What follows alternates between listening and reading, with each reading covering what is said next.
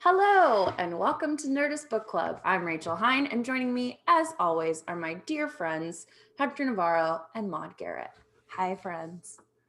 Hi, hello. What's everybody drinking? They're nice glasses, aren't they? I'm drinking some sparkling white wine. So I feel like it's New Year's. So that's nice. I did a claw run. She back.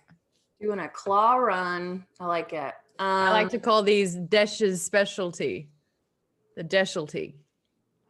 Because Desh, the character in the book, has claws. He should. Okay. We're reading the same book, right? No, we are, but I didn't remember off the top of my head. Right, I'm listening. You know that I have a hard time visualizing anyway, let alone a Star Wars creature that's in it for like a second. He's not.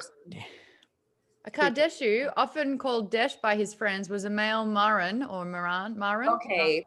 Marin. I remember who he is, but I don't have like an image in my head ready to go. I'd have to like. But are you listening to the book? Marin? No, I'm reading it. Although I started listening to it this time. I didn't get to any Mace Windu parts, but I cannot with Ventress's voice. You were absolutely right. Welcome to everyone else joining us. Let us know in the chat if you are listening to this book or reading it. Do you have a physical copy? Hector, can you do the honors? Is it near you? Sorry, I was looking up the physical traits of the Maran race that Maude just described. Remember off the top of my head. They had four-fingered hands, sharp tufted ears, a blue muzzle with a keen sense of smell. So I don't know. Maybe they do have claws and I missed it. I feel like okay. Either way, let us know which version of this you are reading. And if you're just joining us for the first time, Maude, I think you said someone in the chat. Dave Davidson. Hi, Dave Davidson. Welcome. So Nerdist Book Club is exactly what it sounds like. We're on Nerdist. Hey, I'm the editor-in-chief there. And this is our book club where every month, sometimes we go a little longer if the book's long, we talk about a different nerdy, genre-y book that's in our wheelhouse. Some of us have read them before, some haven't. And we talk each week about the section that we've read, like a book club. It's pretty cut and dry. Pretty dope. Well, Maude, since you are so on top of all of the details, what are we reading this month? We are reading a book called The Dark Disciple by Christy Golden. It basically focuses on like the Night Sister turned Sith apprentice turned bounty hunter, Asajj Ventress, who you would have seen from the Clone Wars, who's got an extensive kind of story arc in that. And then also an undercover Jedi named Quinlan Vos, who you may not have seen too much of, but he's such an interesting character. And I love this because more and more it's becoming like, and I say this with love in my heart, it's becoming like a bit of a soap opera. And I love this very book. into it. Me too. I am so into this, which is why like I'm team Desh, I'm team Dukes, I'm team I just love everything that's happening. And so yeah, that's why I think I'm kind of all over it. I've listened to it a couple of times. Yeah, and I think the reason that I 30 and a bit. Yeah, I'm gonna finish it tonight after this, probably when I'm in bed, because I'm really digging it too. Even though I didn't know Desh's description off the top of my head. Well, I will say that when you listen to the audiobook, he sounds like this. And so it's very feline-esque. Well, I started listening to it because Lee, who just commented when they played Duel of the Fates in this section, pizza chef. Oh my God. I want to listen to it, but then I got a couple minutes and it was like, I don't know if I can handle this much Ventress. It's a mixed bag. Then later in the section we get a scene with Padme Amidala, and I'm like, no, dude. Again, I'm like, I pass. Yeah. I pass. Well, I did get a little bit of the Christopher Lee, and that was very good. Awesome. So. Really good. But maybe the best character in the book, I think, in the audiobook is the Count Dooku. Yeah, Yeah. it's really Quinlan good. Voss has got a great voice in it as well. He does a really good Voss. He does a really good, but I mean, we have nothing to kind of compare it to. Whereas it's 100% Dooku in the way that it sounds, and I love that. But maybe I'm misremembering it, but I know Quinlan Voss was in a few episodes of the cartoon show, and I feel like he had more of like a surfer like voice. Maybe I'm in this one, misremembering it. He's almost a bit Disney Princey kind of. Yeah, Both whereas of those yeah. would track Yeah. how he is in the beginning in my like a little bit of Aladdin, a little bit of I mean, I guess that kind of would He's got a really likable voice. Yes. In this, and he's such a likable person. I know, who's just going down a dark, dark path. Nick's Wing says they're reading an ebook that they're loaning from the library. I'm doing that with an audiobook or ebook this time. Normally it's audiobook. And S. Marcy says, I'm a little behind in the reading, I think. But the first two, we watched the first two parts of this show live and couldn't miss another one. Oh, yay. We're glad you're here with us live. Yeah. You can always check in and watch later if you're not available for the live chats, but it's really fun when we get to hear from you in real time. Hector, what else is going on with these two characters? Here's what happened before in the book. When the two work together to assassinate Count Dooku, Voss and Ventress lose themselves in the dark side and their feelings for each other. But of course, their lies to each other and themselves are doomed to tear this romance apart. Or is it, or are they? Or is it? Maybe. I can't say. But definitely have a wistful look down the like near the camera into the eyes while it cuts to like the next week on the show. Like seriously. Yes. Yeah. Almost like an anime. A little bit like that too. Yeah. Get that vibe. I would watch him. Yeah, I guess that's I mean, anyway, just we got there. What am I even doing? What else happened? Maude? Well, when we left our star-crossed lovers, they had taken on Count Dooku, but they failed. Now, before we dive in, we do want to have a poll in the chat about this. What did you think of this section? Let us know if there's anything specific that you want to talk to us about. But like, are you digging it even more? I think this was a strong section, I feel Love like. it. I liked the deeper character work, but it also had a few little moments of very classic sort of Star Wars-y action. But I think that it was kind of able to do both of those things at a much more heightened degree in this section because we're now, it made me 30 chapters in. It made me just like enamored by Dooku in a way where he's so brilliant. Like he's learnt from Palpatine, and you see this now. You see this incredible manipulation. And the whole time I was sort of, paralleling sort of Dooku and Quinlan Voss with Palpatine and Anakin, and just seeing sort of like how this is happening at nearly the same time. I obviously don't like torture, and that scene was really heavy. But yeah, I know. Whoa. But I really do love that it's going back and forth. So it's like, they've teamed up. He's got to get Ventress to like him. They do. Oh, they actually kind of like each other, but then she's lied to him. But it's for the good, it's so they can go further into the dark side. But now he's going too far into the dark side. And then she left and he's like, oh my gosh, she's exactly who she said she was. And all that work that we'd done has been torn apart. And then she's like, no, I'm going to spend my life savings to come and rescue you. And then he's like, no, you're dead to me. And then he's like, no, I was joking. Oh my God, guys, it's so good. Will they, won't, it's will they, won't they to the nth degree. And yeah, I definitely want to talk about the manipulation going on in this section. And I shared with y'all earlier and tweeted earlier that I really wanted to talk about like cycles of abuse on this show because I'm very fun. And fun fact, on my first date with my boyfriend, he told me, wow, you're intense. And I was like, that's true. Thank you. And he said, no, I meant it as a compliment. So I'm just blame him for me rolling through. But there was a lot of fun Star Wars stuff in this that really, even though I wasn't listening to it, gave me such a, like I could hear the score in my head as I was reading it. And I also...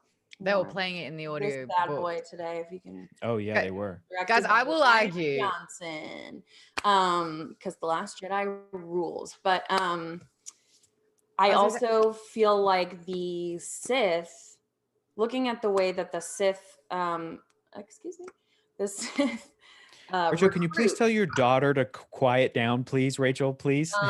It's my son. Sons. And You've got 2 sons, like No, Tatooine. I was making a joke like you had a human child there. I That know, was but the joke. I know, but anyway, we kn- hopefully, maybe they'll come. But 2 sons like Tatooine. I got it. No, I That's laughed. good. Binary good. Sons. It's a great song on the track as well. Yeah. So, hey, speaking of good songs like Binary Sons, I will argue that Duel of the Fates is the best Star Wars song ever of all time. Yeah. It's Really. And then really when they were good. fighting and it was playing, and then the choir kind of kicks in, I just it was so good. It was so. I'm such a happy fan. At least a top 5 of the Star Wars pieces of music that John Williams done. It's like Duel of the Fates, the Binary Sunsets up there. I would say Rey's theme. I love Rey's. I really like it. And Leia. The Imperial March is iconic. Like those are all like in the top 5. And Duel of the Fates. I think they're all good. Yeah, they are. They are. In the chat, Lisa Hill loved this section, flying through it now. Madeline teared up when Ventress first tried to rescue him. And they keep switching kind of perspectives on everything that's going on. Stargirl is torn on what's happening with Voss. Has he gone completely to the dark side like Ventress thinks? So let's get into it, because at the end of this section, that really is the question, is what's actually going on here, whose loyalties lie where, etc. So after Ventress was knocked unconscious by Dooku in the last section, Dooku taunts Voss, who finds himself suddenly feeling doubt about all of his decisions that he's made so far without Ventress sort of awake and in his head, which I found really interesting, because it gives, we can get into it later, but just thinking about when people have been abused in their life, there is often, you are sometimes drawn to other abusers later in life, or are drawn to someone else who's been through something similar. And it feels like, obviously, Ventress has had a million times more, but the sort of loneliness and isolation of being raised in these very strict religions and training since you were a child, I feel like they have this kind of trauma bond where when they're together, they're like, yes, I'll do anything for you. I'll leave the Jedi Order, because they're outside of their normal lives really when they're training and doing this together. And as soon as she's not like actively part of his team, just because she passed out because she got flung by the Force, he all of a sudden, even before Dooku says more than one thing, he's like, oh God, am I really leaving the Jedi? Like, wait, was that a good idea? And it starts even before Dooku really is intent on just fully breaking him. And so as he and Dooku are fighting, which I really loved, and in the chat, I don't know if this part was shown, but Lee's going to share this video that someone just tweeted at us of some of the storyboards from Clone Wars with some of the scenes from this. I thought that was so cool. And I like just trying to imagine all of the fight sequences with lots of lightsabers was really fun. Grievous then kind of appears. We don't really get an explanation how he got out of the closet he was locked in. But he ends up taking on Ventress. Over the balcony, they're fighting, and as Voss is gaining the upper hand, he taps into the dark side, that like last piece of himself that Ventress was trying to warn him, don't give that up yet, because she wants him to be able to control it. But he does, and he taps into that dark side. He feels all of his rage and anger. He's about to defeat Dooku, and Dooku rises more powerful than before and sort of just, beats him down. He's too powerful. He disarms Voss, sends his lightsaber sailing over the edge of the balcony, which Ventress catches.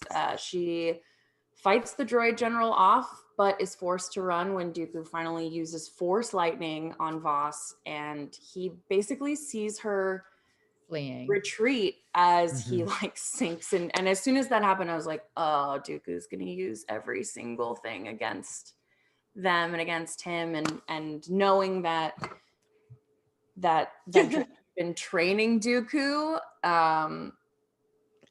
and he knows all of her secrets. You just know that it's going to come out. That what funny thing? I'm so sorry. No. Tell me. Miss Necromancer just commented going, Grievous is such a cool character, but he is just the jobbiest jobber who ever jobbed in this book. I got the giggles over that. I find him very funny, and I jobbiest jobber. I don't even know what you mean by that. I have no idea. Why were you laughing? This just sounds like something I would say, but people be like, yeah, what like, Australian word is that? I'm with you, Rachel. I also thought that's why Maude was laughing, because it was an Australian term or slang. But okay, all right. Let me know, Kate. What decipher, please. You have a great question in here, Rachel, when you ask, do the Jedi have their own sort of like, and you're asking, do the Jedi have their own manipulation or recruitment tool? Is that what you're asking? Like, yeah, sort of like, because as we're seeing Ventress, she's in her heart is like, I have to survive, but I'm going to save him. And Voss, as soon as he gets sort of, taken away by Dooku, you understand that, he's going to try to break him. He's going to manipulate and gaslight the ever-loving F out of him. And I was just thinking about, because so much of Star Wars is about duality, and lights, art, and balance, all of those things, and that, there are similarities on paper of these very strict in each way. Like the Jedi are a lot more, sort of monk-like. But there is that strictness there, whereas there is an indulgence to the Sith, but there also isn't any room for the positive side of having feelings and empathy and compassion and all of those things. And so I was just wondering, because it's even though it's obviously clear in the Star Wars, movies, to me, this book is really showing Ventress having gone through all of these horrible traumas and abandonment and loss and abuse, being so used to that she falls prey to Dooku, because manipulators don't start out necessarily, as evil as they think. They try to pump you up, and they're like, oh God, it's weird that Anakin, that you're not on the Jedi Council. Like, why haven't you been on the Jedi? And so I'm wondering if you or anyone in the chat thinks that, the Jedi, what's the Jedi's recruitment tool? None. And is it fair? It's none. It's absolutely nothing. I think that when you're a kid, it's very clear the Jedi are good, the Sith are bad, and that's the point. You nailed it. As you get older, you really can look at the fictional organization of the Jedi and just do nothing but poke holes in it, because I think it also mirrors a lot of like organized religion, and that comes with a lot of baggage and a lot of poke holes in it. It's more so that, and obviously, like, I'm not both sides saying like the Sith are clearly bad, but I can see how vulnerable people can get sucked into it. And then you think about Jedi are recruited as children, which is inherently quite evil when you think about it. Exactly. And so the Sith almost is born out of that, like infants, like that child, missing your childhood, or feeling like something was taken from you and taken to use against these good guys who mean well, but telling little kids like, bye, we can't bring your mom and she's probably gonna die, but you shouldn't be upset about it, because I think the perspective that we're talking here is that the Jedi teach and train good and evil, light and dark, and they really do seek that to train and learn that the light has to outshine and be prioritized over the dark. But the interesting moment in the book was, Voss saying like, no, you're evil, and Dooku being like, what a novel concept, evil. No, I'm not. I don't believe in evil. I just believe in power. And soon you will learn to that power is like the most important thing. And so I think that's where the differences lie. It's Mhm. and this is exactly the same with like Harry Potter and all of that. Voldemort Absolute just power believes corrupts. in power. Mhm. And then it's like, you know, and you have to kind of make sacrifices and like shed your light to delve into the dark so that you can tap into this power. Mhm. But the way that sort of Dooku described it, it just flipped the script on its head. And I think that by providing, and this is why, again, cults can be really effective, or like, you know, if someone's got a very sheltered mindset and then you're like, well, what about looking at it like this, where you're not wrong at all. And these indulgences are actually what, you know, Mhm. we've earned. And then you're like, whoa, yeah, cool. I'll go down that path now. Mhm. And I think, yeah, that's kind of what the Sith delve into. But Mhm. I also think that it's really interesting here that I think the Jedi could be so much more powerful if they are able to understand balance more. They just That's they, yeah, I they think delve in extremes as well. exactly. And like no question the Sith from my point of view, the Jedi are also not evil. I will just say. But I do think that one of the things I had hoped to see more of in the sequel trilogy, which is fine. You don't have to like every single movie, but exploring that idea of almost like forgiving yourself for having feelings, and this like finding the balance and the acceptance that balance is about like it feels like it should be about you can't control your environment, but you can control how you react to it. Mhm. And so if you have in this section too, I feel that way too, where yes, if you are tortured or manipulated or all of the gaslit, all of these things, you might end up believing them and falling down a dark path. But but then you have to do sort of the work to get yourself out of it, which Yoda speaks to later in the book. But yeah, I just feel like that balance, because the Jedi ultimately fail too, not Yeah, in the a most cool way, but in I a think, huge way. Because and they I think, tunnel vision and they can only do it one Yeah. particular way, which is why this book is so fascinating, because yeah, they are literally adapting and changing and going against their own values that they have Mhm. taught and all lived of them, by. yeah, Mhm. Yeah, all of them. Yeah. so cool.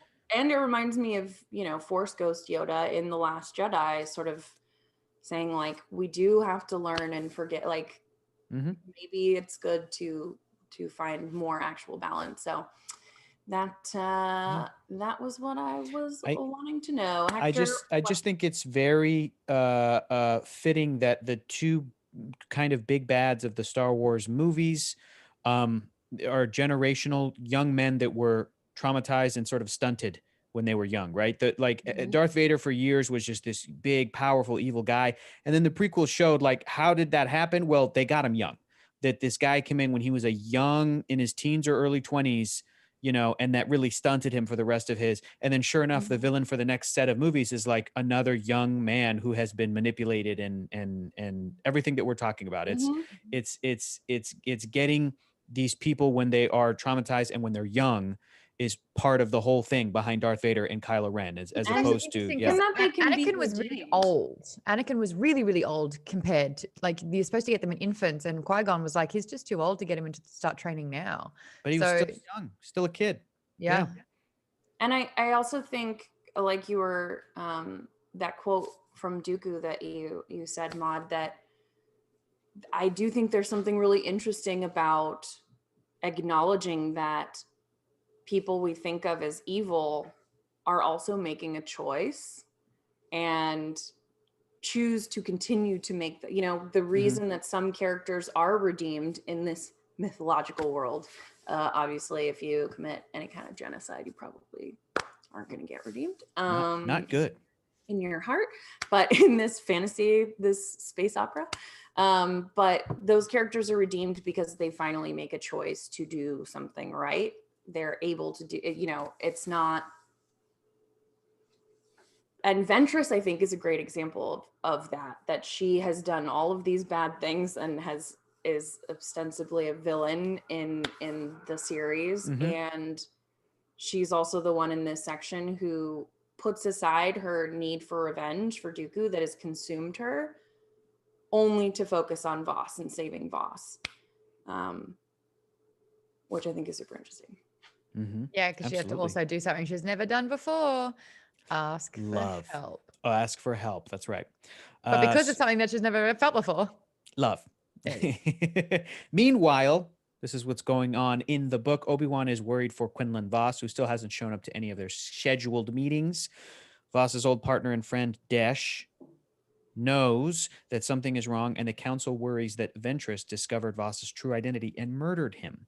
But Obi-Wan surprises himself by defending her as a former Sith who would have made it clear to them if she were out for revenge. And he doesn't believe that Voss could have fallen to the dark side. So let's discuss. Does Obi-Wan's faith in Voss foreshadow his willful ignorance of Anakin's fall to the dark side? Is this a strength of Obi-Wan's or a weakness? That's an excellent, excellent question, Rachel. Nicely done. It always goes back to sort of like this really amazing conversation that Dave Filoni had about the prequels and the relationship and differences between Qui-Gon and Obi-Wan, and how Obi-Wan wants to be a teacher and not a nurturer. And I think that Obi-Wan will always have somewhat of a disconnect. Like I really enjoyed hearing Voss's sort of like opinion and relationship with Obi-Wan, being like, yeah, I guess we kind of get along sometimes. And then Obi-Wan saying he's one of my closest friends. And I was like, well, dude, like he's a little kind of relationship tone deaf, like in terms of sort of like how these relationships go. And I do think that it's his weakness. But at the same time, I feel like Voss had such a strong sense of self and strong sense of character. And this is why I'm so excited, is because Voss at this stage sounds like he's in control, but Ventress can sense something that Obi-Wan can't. Now, why is it that Obi-Wan, and even like she was there in front of the whole Jedi Council, why can't they sense that sort of darkness?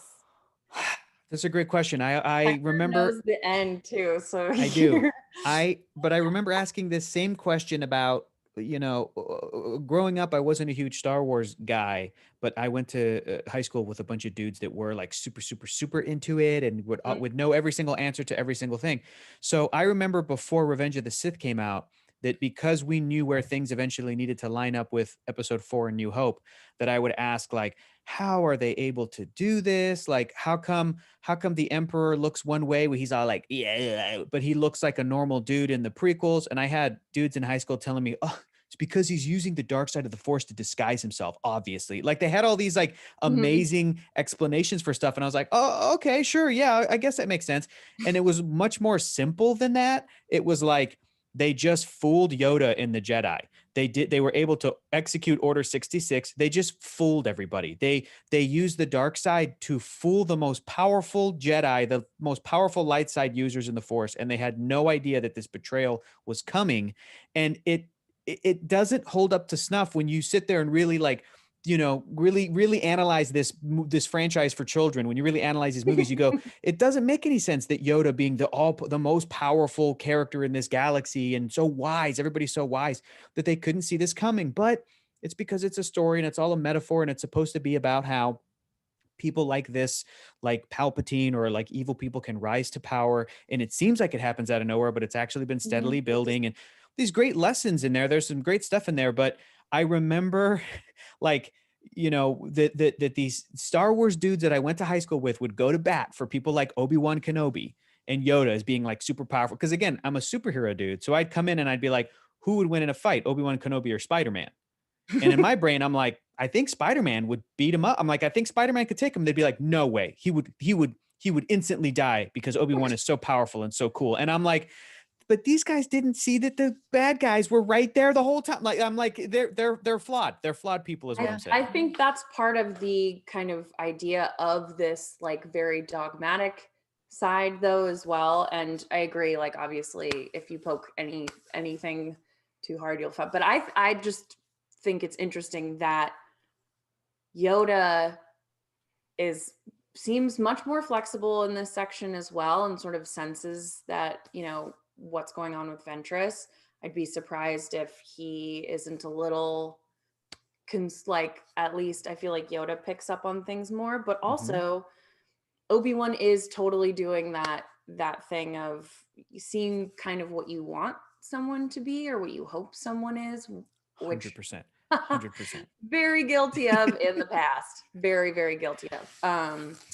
But if this feels like foreshadowing how things go with Anakin, that he is not picking up on it. And I wonder, we don't get an answer, but I wonder if Voss is really on the dark side and is fooling them, if he has become that powerful through the dark side and is using it to project this thing that Ventress can feel because she knows it intimately. She knows the dark side. She's been through that all. She's been trained by Dooku, so knows. And then saw he used, like, he tapped into that last bit of, like, you know, eradicated the last bit of good to tap into the dark. She's the this is it. This is the thing. She's got the most information with all of this, but Voss is so, and everyone just doesn't believe her. And it made me, even though it's understandable, she's been their enemy for a long time, I was still like, can this room of Jedi just listen to her? Like, Yoda trusts her, listen to her. Really, she's done a lot of things in her past to absolutely eradicate any sense of trust. Of course. She's not deserving of trust. What about Yoda? Stargirl, very good point. I think maybe they don't sense what's happening with Voss because Jedi deal in absolutes, so you're either absolutely good or absolutely bad. Therefore, since Voss seems nice, he must be.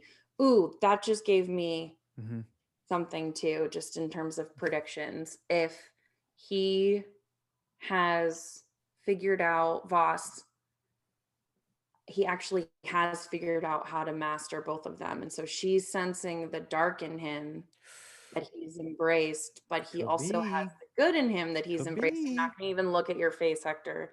Because it would be really nice if they like somehow got to just like sneak off into the sunset. Wouldn't it be really great?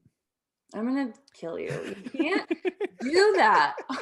We will not read ahead of you. Nerdist in the chat said more like force shadowing. That's very good. Foreshadowing. Good, very good, very good. Instead of foreshadowing, force. Yeah, that was good. Shadowing. That was good. This next part I really love because we're back on Tatooine. And of course we have a young Boba Fett on Tatooine, which is why the Book of Boba is going to be so freaking amazing, because he is taking over somewhere that he has been for a very long time. I hope we get flashbacks of this baby Boba who's like starting to build his own gang. I thought that was really fun. I still have been thinking so much about what it makes to be a charismatic sort of leader. And all it is, and this is what, because Bob is a leader of a gang. He's like the mafia leader. And all it is just convincing other people to do bad shit for you. Like, and he's so young. Like Bosk is his giant projecting confidence. Yeah. But they work for him and he runs a tight Slave One.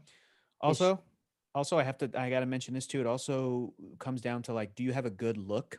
And Boba Fett with that helmet has always had a good look. So like, Boba's only 13, says John Meccano. Hey, yeah, but if I was a 13-year-old and I had that look, I'd probably get a lot more done. That's all I'm gonna say. And if you're able to project that kind of confidence, even if you don't feel it. It took me a very long time to get to that point. When I was 13, I did not have that skill down.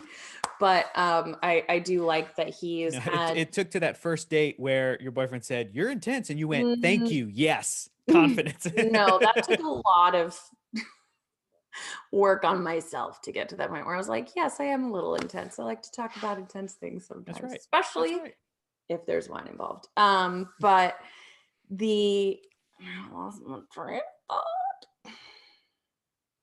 Oh, Boba Fett, that he was basically fooled by Ventress before.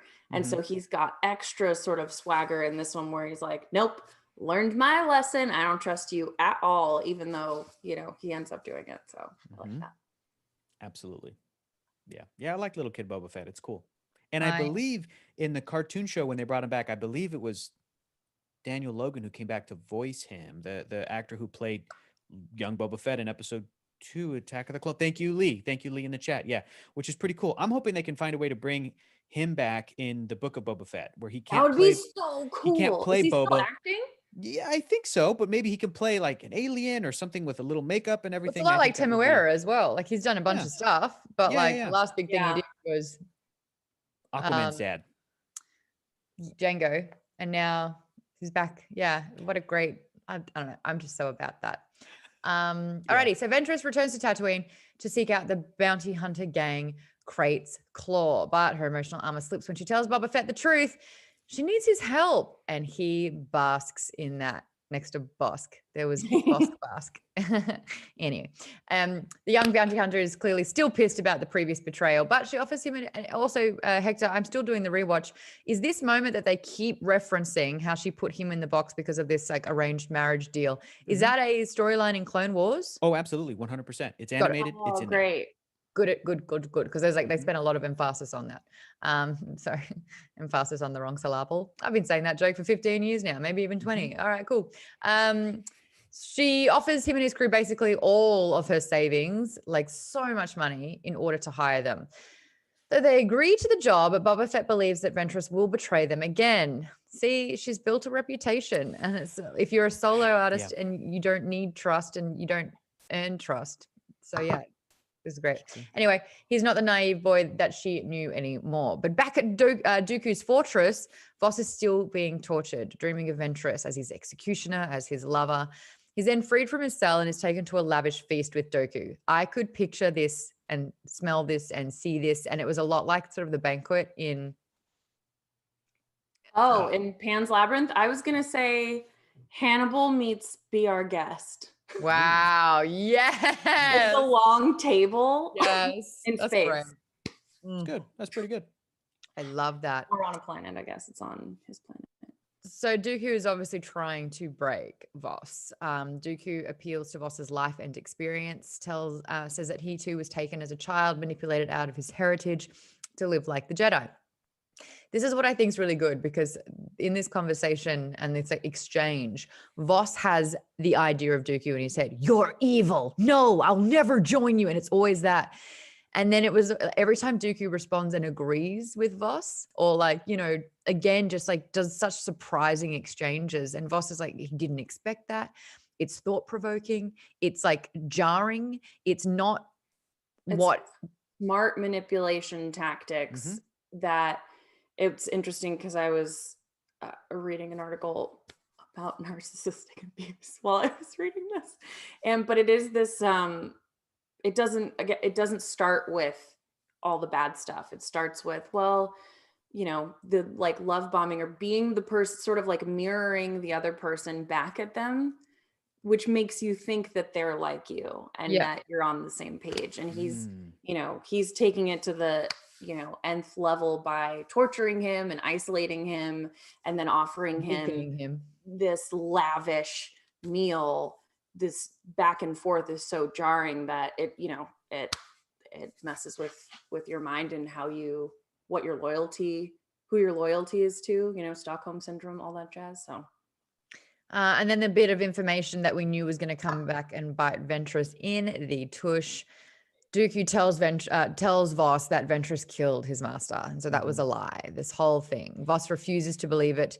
And even when Dooku shows him a hologram of the battle where Tom fell, Voss is just like, no, you're known for manipulating footage. You've just done this again. No. And then he's like, you have psychometry. Here's the lightsaber. I'm not going to make you do it, but you are going to do it on your own volition. Oh. You will destroy you. It's not even going to be me. It's not my fault. You did this to yourself. Or it wasn't you did this. You're going to. Yeah, do I this. know you. I know Just what you're handed him going his fate. Oh, so good. I see. Good reference. This is why I love the character of Poe Dameron so much, is because every time I watch a Star Wars thing like this, a show or a movie moment, or read a book like this, and it has these great villain manipulators that really get into the hero's characters' heads. And I know that that's what they're supposed to do. But every time I experience this part of Star Wars, I always wish that the hero could just like fire it right back at them, or like don't put up with bullshit, or, you know, to know exactly what's happening and be able to use any kind of psychology on them. So it's a small moment, but the moment where Poe Dameron in his first movie gets captured, and there's gets thrown down, and there's a pause, and he goes, "Who talks first? Do I talk first? Do you talk first?" I'm just like, thank you. There's finally a guy who's gonna throw some sass back at him. And it feels like such a fresh air from the typical, like, no, I'll never, like Maude was talking about earlier, I'll never join you, you're bad. It's like, did the Jedi not train themselves for if they get captured and how to, the only training they give them is like, be careful, he's a master manipulator. It's like, yeah, well, you know what? Teach your Jedi how to deal with some of that. No or they'll street say, smarts. Ventress likes to flirt. Like, that's all they warn these poor people with. They flirt with her like some street smarts. I know. You're right, Rachel. It's the Jedi aren't street smart. They're just a bunch of like very well educated academics. They're a bunch of academics that are just like, well, why would someone lie? And it's like, you idiot, you dummy. And also, Poe Dameron is not a Jedi. He does make mistakes.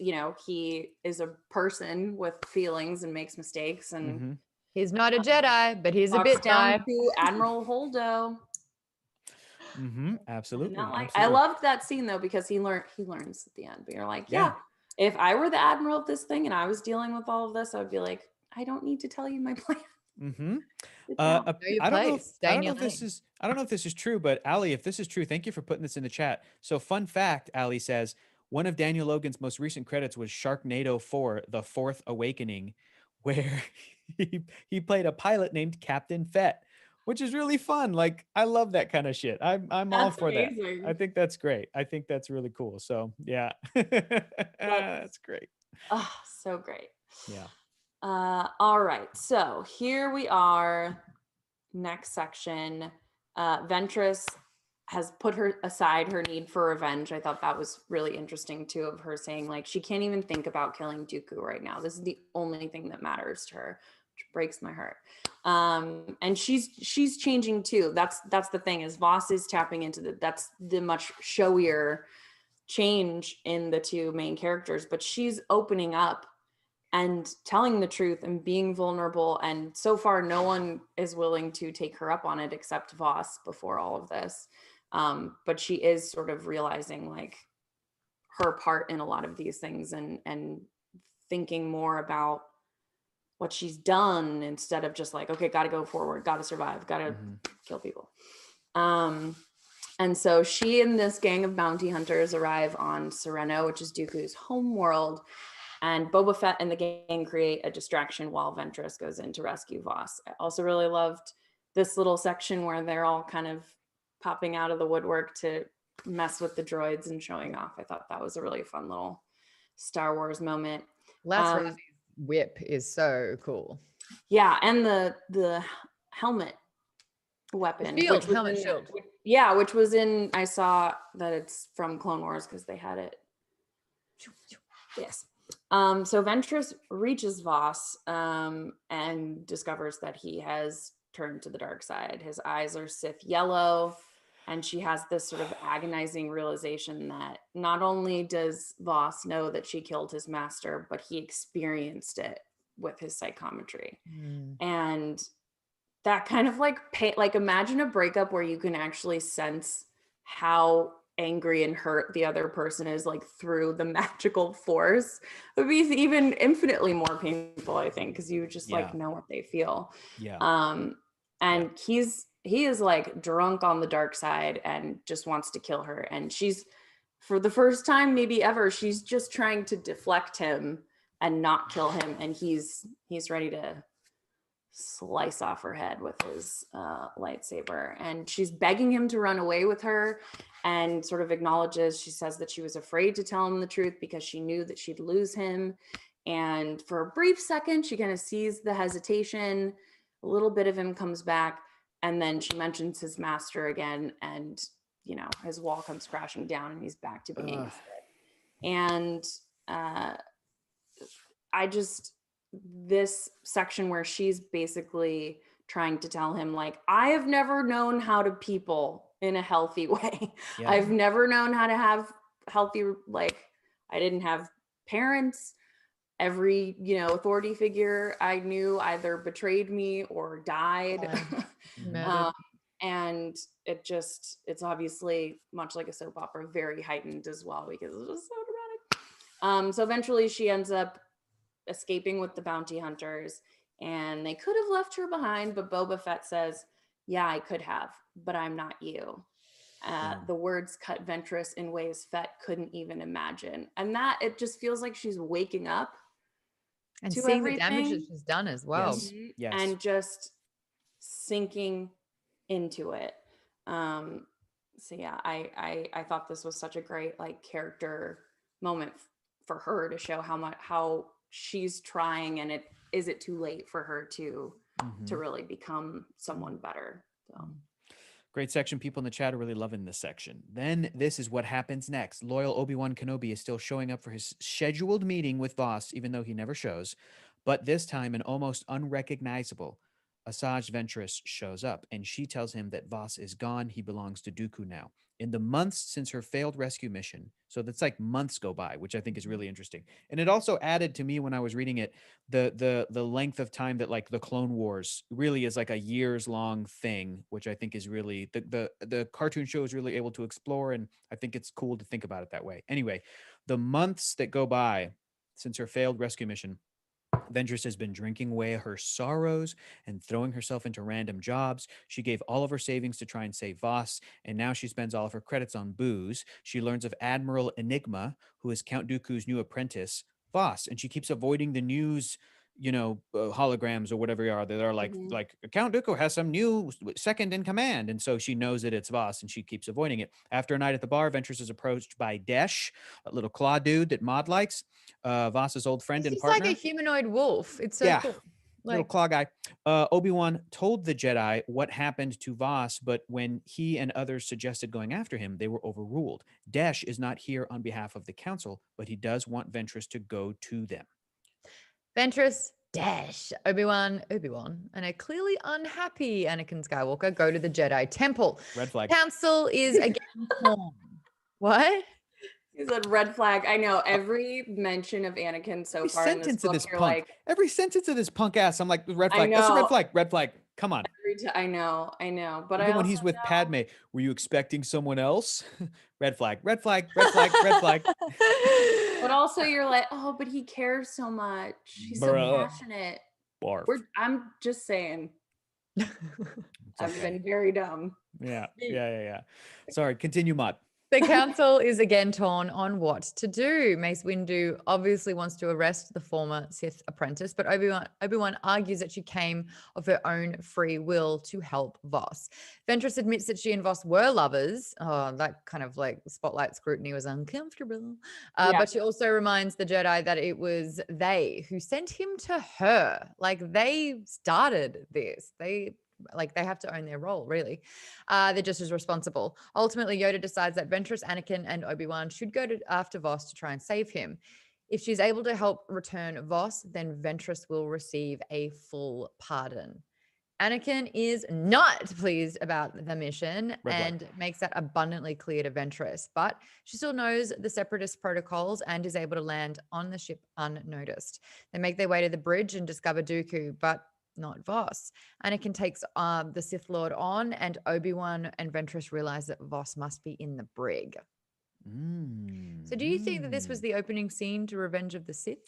Interesting question. I thought it was when we started because they come back. Right. But like when I was reading it, I was like, is this? Are they going to go kill Dooku? But is then this all afterwards happening? I was like, oh, Palpatine's not there yet. But I do think because Hector can't keep his dang mouth shut, we don't know when that this we story might get will to end. the end and that scene might come up. They already- or it might be leading to that. There was already a months-long time skip. So we don't know when this story is going to end. That's all I'm going to say. And I also want to point out, with Asajj Ventress admitting that her and Voss became lovers, I feel like canonically, these are the first characters in Star Wars to have had sex. I think canonically, I think in the timeline, they're the earliest two characters that have had sex, and that the story's been like, haven't been born. Yeah. Or children. I don't know. Yeah, because even they haven't been born yet, because Leia has, at least Leia has. What's that, Maude? Even Shmi, it was an immaculate conception. No one's had sex in Star Wars up to this point. Always. Listen. Listen. Anakin. Listen, that's her story and we're sticking to it. Listen, leave Shmi alone. That's what she said. That's what it was. But it's her business. Star Trek fucks, but Star Wars doesn't Yeah, until this book. I Now, know, which I feel like makes me want to watch Star Trek even more. Yeah. Star Trek is, I'll say this in a fun and also critical way, it's way more horny than Star Wars, but clearly. It just throughout. 80s, And 90s, I love 2000s, 2017. It's I the love Star Trek's the hornier of the two for sure. horniness in my sci-fi. I do, and fantasy. Oh, I love Dude. horny fantasy. Let And they them listen to this. move. Look at these chat comments. S Marcy, no, S Marcy, nah, Qui-Gon fucks. I don't know who, but he does. LOL. No, he doesn't. These are Jedi. I don't know. I kind of celibate. feel like he seems more understanding than the other Jedi. Which Nathan means S says clearly Obi fucks. I don't know, man. That's I'm- a waste. no, that Don't you dude is think the fact 100% a virgin. Like Qui-Gon and Obi not Yeah. getting out there and having a good time. What Yeah. a waste. Yeah, Oh, I know. The universe suffers because of But that. Obi-Wan too, like Something it's also funny because I feel like in the movies too, his like almost his sense of humor, and in the beginning of Revenge of the Sith when he's being a little like having a little banter, it feels like a very like chaste flirting. You know what I mean? It's not very like an adult way the way an adult would flirt. It's more it's like lightsaber battle, you know, just really, I really like that. But I totally thought this scene was going to be the beginning of that movie, and I think could have been might show up. It could have been. Here's a great comment from John Mercano in the chat. Says Jedi can have sex, but it's frowned upon. Give Master and Apprentice a read to see what I mean. I feel like that was about Dooku and Yoda. No, Dooku and Qui-Gon. Is that what it was? Master and Apprentice? It's another novel that takes place earlier than this one. I think that's what it was. Is it in the canon? Yeah. Or is it Legends now? It's not Legends. It is a more recent, in the past couple years, story. What do you Gray's other one? I think that was about Qui-Gon, I remember, but she told us in the chat. So it's Dooku and Qui-Gon as the apprentice, and Dooku is the master, I think, which is really interesting. No, Qui-Gon and his Padawan apprentice, Obi-Wan. Oh, yeah. Which one am I thinking of with Dooku? Where there's a book about Dooku and Yoda, I think, where Yoda was Dooku's master. Well, there's one that I read, but it's apparently Legends now, but it's Dark Disciple. No, that's what we're reading. No, it's something really similar. Yeah. Hold on. I think it's called Star Wars, I think is what you're thinking of. No, it's like, I'll find it later. Anyway, we've got some lovers in Star Wars, so the world has changed. It's awesome. Yes, and I also felt like really uncomfortable where it's just like they're already, I don't know. That whole scene was weird. But they find Voss sort of strung up in this cell. He's covered in wounds and he seems fine. But like we said in the beginning, Ventress can sense something is off with him. And there's a great like escape battle sequence that I loved where there's sort of like Obi-Wan and Ventress are sparring, and he's like, can we just like deal with this when we get out of here? Like we can pick this up later. Let's just get out. And you know, they do end up escaping, and Voss keeps trying to talk to Ventress and apologize and say like, I was trying to, which again, I just think he's either not good or bad, and he's sort of a combo, or he's fully bad in my opinion, because him being like, I thought you would know that I was just doing it for him, like to fool him. It's like, but your eyes turn yellow and you he's like, these are just contacts, Asajj. Yeah, Look, it feels fine. a little like, you're being crazy, like why are you so upset about this? Yeah. And how could you not figure it out? that something about that I was like, ooh, maybe. I'm denying actually what you saw evidentially, and I'm saying you're lying, and it's not true. Yep. And Anakin, you know, Anakin lost cause. Like I don't believe that he would believe Ventress for a second. He doesn't understand what a hypocrite he is, which was a great little scene. But Obi-Wan seems to get that Ventress is trying, and he's kind of sticking up for her. So it sucks that he's just like, nope, don't believe you. There couldn't be possibly be anything that, you know, you don't know. And even when Voss, for one last time before Ventress leaves with her pardon, he tries to talk to her again, and she realizes like he's wearing the Jedi cloak. Like even if he is okay, he chooses them. You know, I can't exist in this world. And that was very sad. And after all of that heartbreak and betrayal, we get a scene with the totally not doomed lovebirds, Anakin and Padme, a little smooch, a little wine, and a lot of hypocrisy about attachments and seduction from the Jedi Knight who has a secret wife. This made me so mad. I was like, Anakin, you idiot. Padme, where are your friends? Where are they? A good girlfriend would have stopped that. Absolutely. And eventually she would have listened. And that's the section. Yeah. I was just thinking as you were going over that, Rachel, that like, I really am on the side of you have to watch the 3 original movies before you watch the prequels. And I know that some people, especially because now we are living in a generation where an entire generation grew up with the prequel movies from 1999 to 2005, where some of these young people saw those movies first. So they saw the fall of Anakin and then the other movies. And I feel like the prequels are just, to me, they only work when you know that this kid is going to become Darth Vader.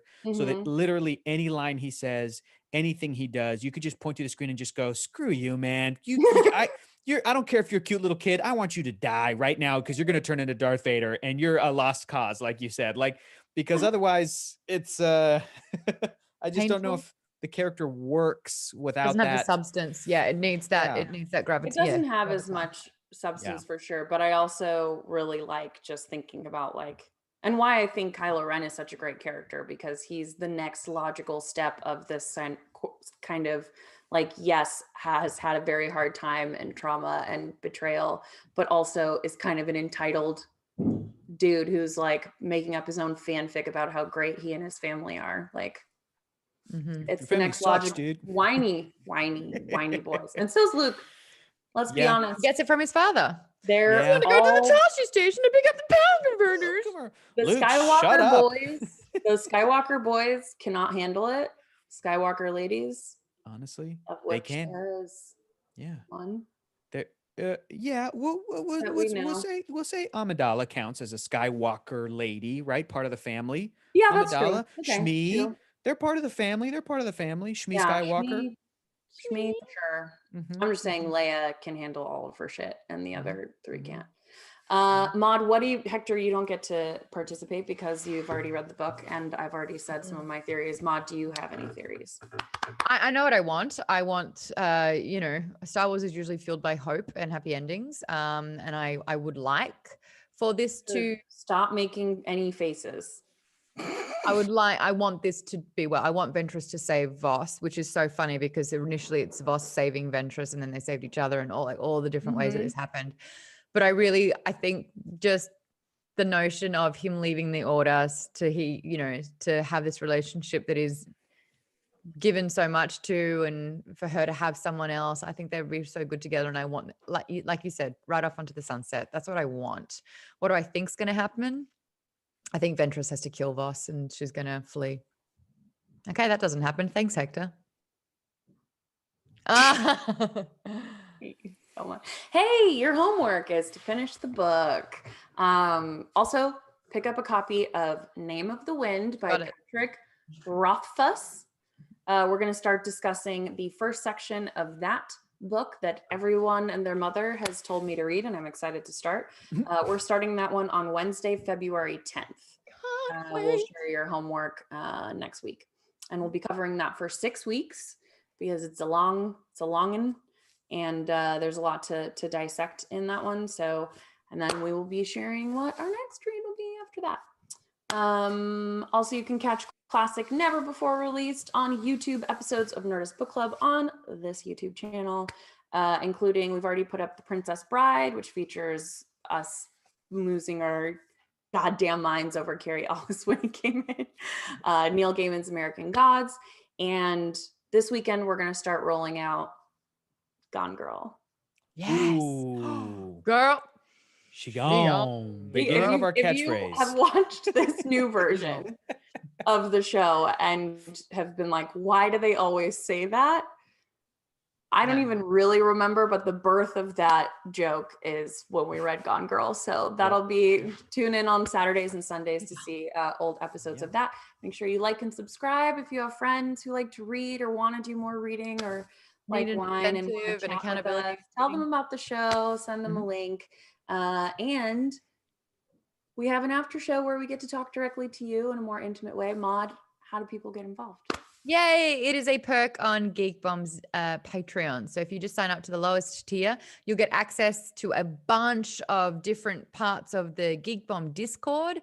You'll immediately be able to jump over there. We have a hashtag reading section and then also a book club call where we'll all jump on. And it's not video, it's just to chat. So, you know, it's good for people who are a little bit shy.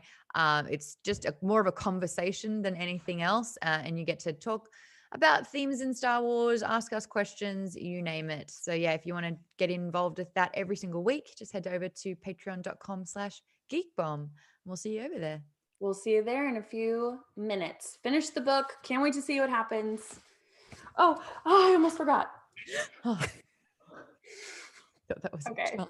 I just really wanted to do that. Bye. Bye. May the force be with you. Bye.